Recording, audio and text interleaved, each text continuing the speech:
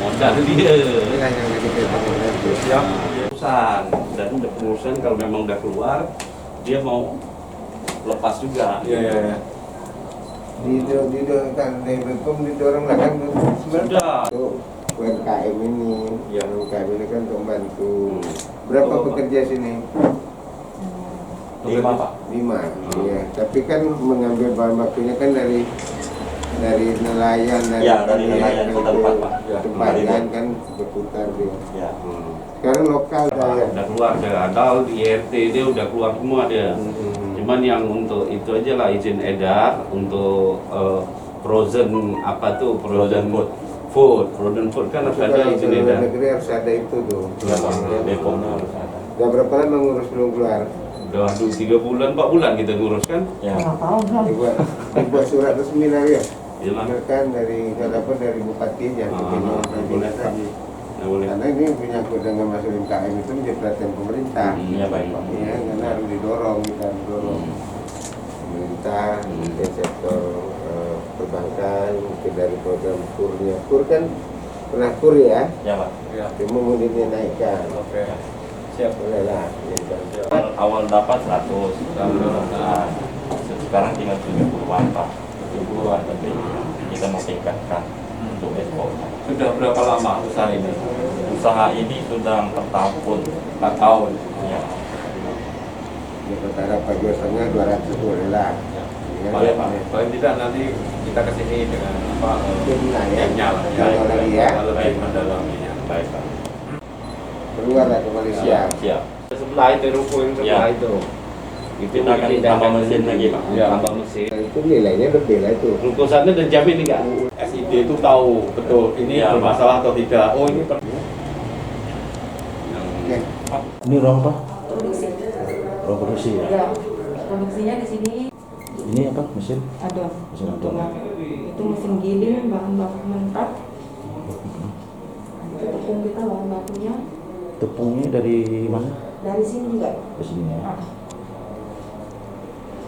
Nah, dalam penggorengan kita disebar semua Pak ya, dibedakan. Oh, di tepung atom ini Bu, kelompok atom ini udah berapa lama Bu? Kita sudah jalan 4 tahun. 4 tahun ya? Kerupuk atom ya. Terus dipasang kemana aja?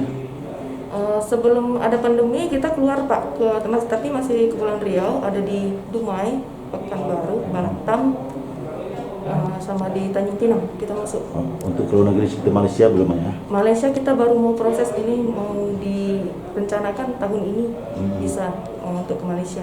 Produksi 1 bulan itu untuk tepung berapa banyak? 1 bulan ya, Berapa karung itu? 1 bulan mungkin ada, lihat kita pemasaran juga Pak ya. Kalau pemasarannya penuh itu kita mungkin 1 bulan dapat 20 karung. Untuk tepung ya? Ya, tepung aja. Ruangannya tertutup untuk produksi. Iya. Jadi kita ada pasang AC, jadi tidak terganggu dari Yang tercemar ya. tidak ada lalat, tidak apa, jadi kita usahakan di dalam. Bersih rumah. Dia juga banyak pengrajin selain kerupuk ini juga dia minta untuk bisa ekspor Pak. Iya, Sekali. iya, makanya itu, Pak. Ini kan nanti Pak Agung saya mau dengan beliau. Enggak, kemarin saya udah ketemu sama Pak Agung Pak. Mau ada ketemu sama yang mau berminat kita Itu ekspor banyak itu banget. termasuk Bona. Makanya kita kumpulkan beberapa yang terbaik kita satukan. Iya, Jadi Pak. ada satu eksportir kita yang mengambil juga dari peneliti ini, tidak harus mereka masing-masing. Iya. Itu Sebagai Kita pengumpul satu- aja. Ah, Itu betul. eksportir itu yang penting karena dia punya pasar di sana. Ini yang mensuplai. Iya. Gitu kan? Sebenarnya yang lebih bagus eksportir daripada yang membuat, karena eksportirnya biasa lebih untung di. Satu, dua. Iya nanti nih. Oh, siap. Siap, Pak. Bismillahirrahmanirrahim. Assalamualaikum warahmatullahi wabarakatuh. Alhamdulillah wa syukurillah wala haula wala quwata illa billah. Yang bapak-bapak yang saya hormati, di samping saya ada pimpinan BRI, kemudian ada kepala dinas perindustrian perdagangan, kemudian ada manajer dari produksi kerupuk atom Karimun Pak Artono ya. Kami hari ini bersama-sama dengan pihak Bank BRI untuk meninjau pelaku UMKM yang ada di Kabupaten Garut, khususnya di Kecamatan Meral, Kelurahan Sungai Pasir, di mana Bapak Hartono ini sebagai salah satu pelaku UMKM untuk produksi kerupuk atom yang sudah berjalan 4 tahun dan menjadi rekanan juga untuk Bank BRI maupun adanya di bank yang lain dengan mendapatkan kredit KUR. Ya. Karena beliau ada mendapatkan untuk pemasaran ke Johor dan ke KL, jadi beliau akan meningkatkan usahanya ini. Makanya beliau minta bantu pemerintah daerah untuk meninjau. Kita juga mengundang pihak perbankan untuk meninjau apakah sebagai pelaku UMKM ini yang juga sebagai penerima KUR dengan batas KUR yang diberikan kemarin akan ditingkatkan lagi. Nanti tim akan turun kemari, akan mengecek, dan kalau memang memungkinkan akan diberikan tambahan kredit KUR yang baru sehingga beliau bisa ekspansi lebih besar lagi. Yang pertama. Yang kedua, perencanaannya dari Sungai Pasir ini usahanya akan dipindahkan ke Poros, ya, di Poros ada ruko di sana yang mungkin akan lebih baik lagi karena di sini bersama dengan rumah tangga, jadi akan dilakukan di sana. Intinya pemerintah daerah sangat support, ya, kegiatan-kegiatan UMKM, dan kemarin juga sudah dilakukan di Kecamatan Moro oleh Kakanwil Bea dan Cukai melalui KP2-nya, kantor pelayanan, melakukan ekspor perdana untuk UMKM ke Singapura. Dan ini juga nanti akan terjadi. Ini karena terbentur dengan masalah COVID saja, ya, akan terbentur karena kapal tidak ada yang berangkat ke sana. Tapi kemudian segera pasca COVID ini bisa dapat dilanjutkan untuk itu. Saya tadi juga bincang-bincang dengan para dinas perdagangan, dengan perbankan Pak kita, mudah-mudahan nanti dapat difasilitasi oleh Dinas Perindak untuk mengumpulkan pelaku UMKM yang komoditinya cukup baik, yang kualitas ekspor, mungkin dapat bergabung. Bergabung mungkin sebagai salah satu eksportir yang kemarin di Moro, itu dapat untuk membantu rekan-rekan yang lain untuk menampung komoditinya. Jadi tidak hanya Sari Moro saja, bisa dari kerupuk Bona, kerupuk atom atau apa digabungkan untuk dapat diekspor bersama-sama. Mudah-mudahan itu dapat lakukan dan itu tolong difasilitasi. Mungkin dari saya itu, mungkin dari pihak perbankan silakan. Baik, terima kasih yang terhormat Bapak Bupati, yang saya hormati Pak Yos, dan juga Pak Hartono yang pelaku usaha perumahan yang sebenarnya beliau sudah menjadi nasabah kita. Tinggal ini ada kenaikan plafon, kita dukung dengan sudah memenuhi syarat yang sudah ditentukan, maka kita akan tindak lanjuti Bapak.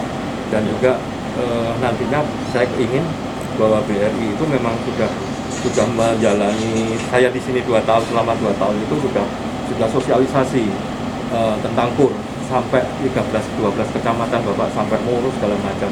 Semoga ini awal juga, karena kita juga dalam keadaan COVID ini juga kita sebagai bank pemerintah untuk melakukan PEN Pak, untuk pemulihan ekonomi nasional juga, maka kita memberikan stimulus ya KUR, ya kredit-kredit yang lain ya. Jadi nantinya ke depan semoga pelaku pasar perindustrian rumahan ini kita bisa kumpulkan Pak Yos dengan perdagangan, maka di situ nanti kami akan mensosialisasikan lagi resolusi tentang KUR ya. Jadi KUR itu nanti ada yang sampai 10 juta, sampai 50 juta, dan sampai 500 juta. Kalau sampai dengan 500 juta nanti bisa di kantor cabang sesuai dengan kekuatan ataupun bisnis yang dijalani. BRI sangat mendukung program pemerintah ini Bapak. Kami aktif selalu mengusulkan, dan BRI itu salah satu perbankan yang terbanyak menyalurkan kredit KUR. Rencana dana yang mau ditujukan berapa besar Pak untuk pengusaha atom ini? Jadi tiap tahun se-Indonesia ya, itu tingkat nasional itu dari tahun 2020, 2021 sampai 2024 itu berjenjang. Jadi kalau dari Kanwil itu pertama kali itu 170, terus kembali 200, Yang terakhir tahun 2004 itu sampai 350 miliar ya. ya. Jadi untuk data kita yang terakhir kemarin, Ya. untuk di Kabupaten Karimun, dari seluruh pelaku UMKM yang telah mendapatkan program KUR ini, itu nilainya hampir mencapai sekitar 600 miliar. Ya.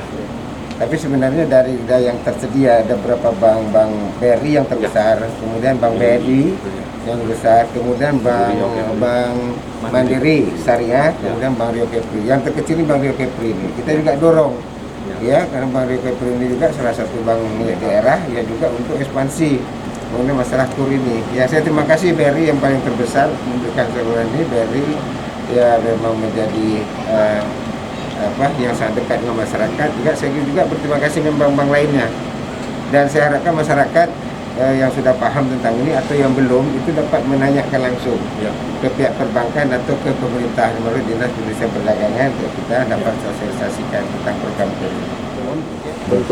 Bentuk dorongan kita sendiri seperti apa untuk pelaku UMKM ini sejauh ini? Dorongan kita untuk pelaku UMKM sejauh ini? Ya, kita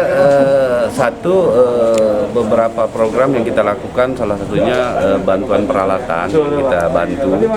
Sudah tuh mungkin pelatihan yang kita berikan supaya mereka ini yang ada lebih berkembang dan lebih maju untuk kedepannya. Itu yang kita lakukan di Dinas Perdagangan.